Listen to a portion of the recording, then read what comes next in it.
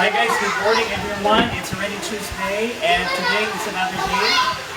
We have to be thankful and grateful to our Almighty Father for giving us another day to live and of course new opportunities to enjoy.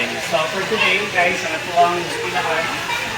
Medyo tubig na po and on ito ang usual na ito na ginagawa ko now, no?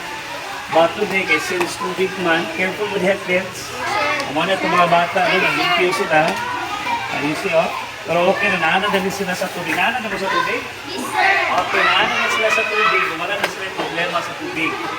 So, pwede rin nakadito na sila sa tubig. So, ano po ang daily challenge. So, converting negative into positive. No? So, kaya ni, maging tubig, walang matay naging sa tubig. So, nagibuhat na ito, instead ka magsilita o ka negative stress, ali, ang hitabo ato, naging siya i-enjoy ang positive. No? So, mga guys, ito ang kinabuhi. Always thinking the positive things, dealing with the different challenges along the way.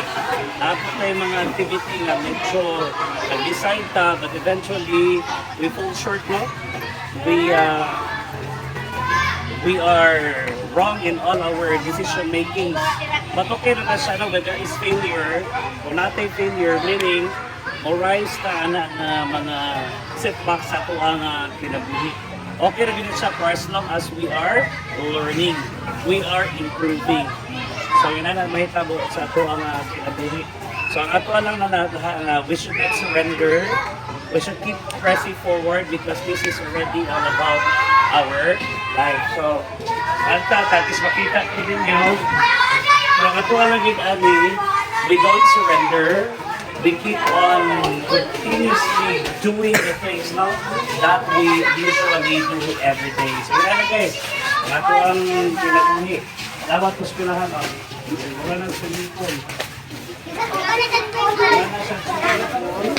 Dapat ko spilahan, wala ko. Pag wala ko makina ko, hapit na mo. Sunod, ito ang tubig. Yun na guys, thank you so much. And this will be our activity for today. And continue to be blessed, continue to work hard, continue to believe and hope. Because there we believe in divine grace. Okay? Good day everyone and mabuhay.